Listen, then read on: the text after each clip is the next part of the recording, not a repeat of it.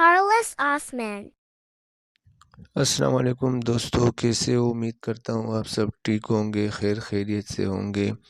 تو آپ لوگ پچھلا ایپیسوڈ آپ نے دیکھا، یہاں پر اینڈ ہو جاتا ہے۔ اس کے بعد کیا ہوتا ہے آئیے جانتے ہیں۔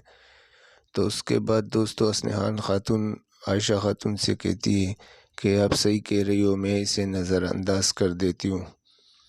تو دوسری طرف بینگی خاتون کہتی ہے کہ میں تو یہاں پر آنا بھی نہیں چاہتی، لیکن آپ کی خاطر میں آئی ہوں، کیونکہ ان لوگوں نے تو میرے پورے ترکوں کے سامنے بے عزت کر دیا، میری عزت خاک میں ملا دی۔ تو اس میں بینگی خاتون کہتی ہے ان لوگوں نے میری بیٹی کو اغوا کیا، تو وہ بھی دیکھتے۔ عائشہ خاتون کہتی ہے کہ اب حد میں رہو، بس چپ کرو، اپنے حد میں رہو۔ تو اس میں بینگی خاتون کہتی ہے کہ بالا خاتون، کیا تم نے میری بیٹی کو شادی کے دن اغوا نہیں کیا؟ تو ملون خاتون کہتی ہے وہ تمہاری غلطی تھی، اگر تم بائندر سے اس کی شادی نہیں کرتے۔ سلطان کہتی ہے کہ بس بہت ہو گیا، چپ ہو جاؤ، اس بات کو ختم کرو۔ تو دوسری طرف کونیا دکھایا جاتا ہے جہاں عثمان صاحب پہنچ جاتا ہے، اور اس کے ساتھ اپنے سپاہی بھی ہوتے ہیں اور علاؤالدین بھی ہوتا ہے۔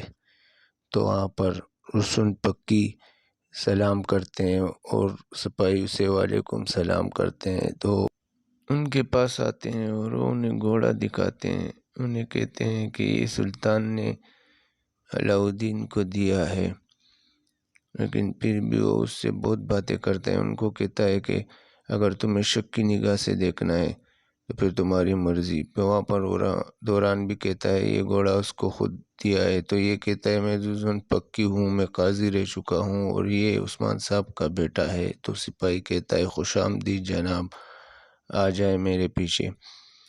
تو یہاں پر سپاہی کہتا ہے اپنے ہتھیار جمع کرنے پڑیں گے، تو اوران کہتا ہے کہ ہم اپنے ہتھیار جمع نہیں کرائیں گے۔ تو سپاہی ایسے دیکھتا ہے اس کو، تو رسن پکی علاؤالدین کو اشارے سے کہتے ہیں، اور علاؤالدین کہتا ہے اگر یہ اصول ہے تو ہم اپنے ہتھیار جمع کرائیں گے۔ تو اپنے ہتھیار جمع کراتے ہیں، وہاں پر عثمان صاحب بھی ہوتے ہیں، تو وہ لوگ اندر چلے جاتے ہیں۔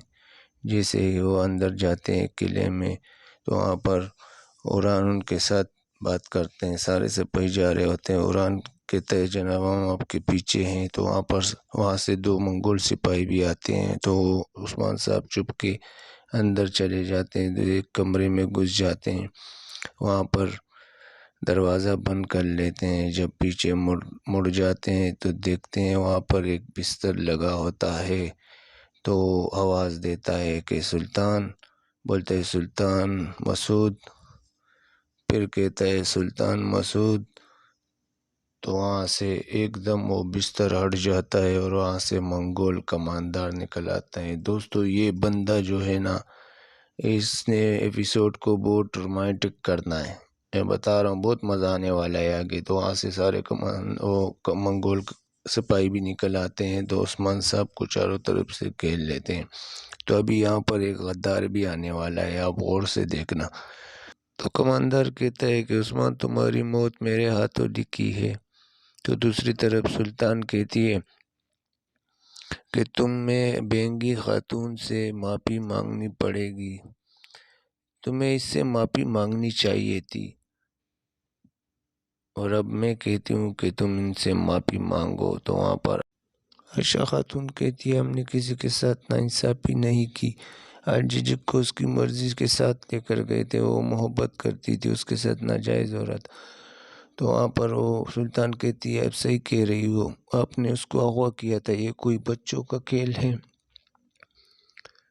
تو اس میں بالا خاتون کہتی ہے ہماری بے عزتی کرنا بند کرے، اگر آپ دوست ہیں تو کھانا کھائے اور شکریہ ادا کر کے چلے جائے۔ تو سلطان کڑی ہو جاتی ہے غصے میں، تو کہتی ہے کہ تم حویلی کے لائق تم لوگ نہیں ہو، آج اپنا سامان جمع کراؤ اور اپنے قبیلے جاؤ۔ تو اس میں آواز دیتی، ملون خاتون بھی دیکھتی، اس میں آواز دیتی ہے مارتا، آج سے حویلی تم سنبھالو گی۔ تو مارتا کہتی ہے جو حکم سلطانہ۔ ملون خاتون کو غصہ آتا ہے، وہ کہتی ہے ہماری حویلی ہم سے چھیننا چاہتی ہو، آپ کی مہمان نوازی ختم ہوئی۔ تو اس میں بالا خاتون اس پہ حملہ کرنے لگتی ہے تو حملہ کرتی ہے، ملون خاتون اس کو روک دیتی ہے۔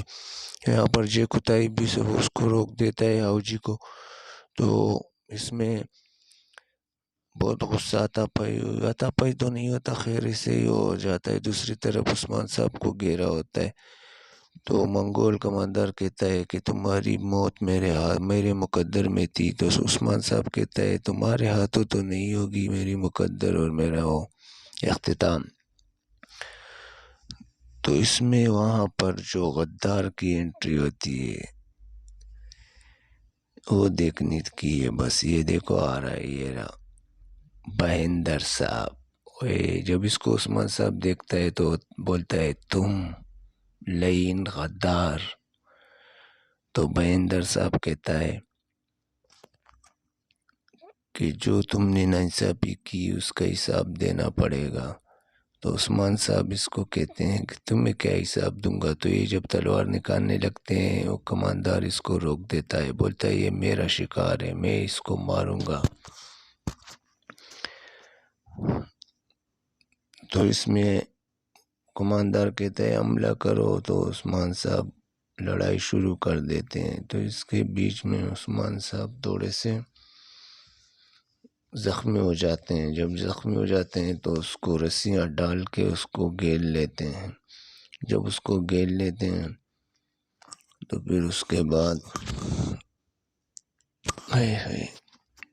جب اس کو گھیر لیتے ہیں اس میں رسیاں ڈال کے تو اسے کہتا ہے میں تمہارا سر کاٹ دوں گا، یہ کر دوں گا۔ عثمان صاحب کہتے ہیں اگر میں رسیوں میں بھی ہوں تب بھی بھیڑیا ہوں، اور تم لوگ جب مرو گے بھی تب بھی کتے ہوں گے۔ تو اس میں کماندار چوک جاتا ہے، بہندر صاحب بھی تھوڑے سے چوک جاتے ہیں۔ تو عثمان صاحب کہتے ہیں میں ان سب کا حساب لوں گا۔ تو ہماری ایپیسوڈ یہاں پر اینڈ ہو جاتی ہے، اور اس کے بعد ہمارے ساتھ جڑے رہیے نیکسٹ ایپیسوڈ کے لیے۔ اوکے، اللہ حافظ۔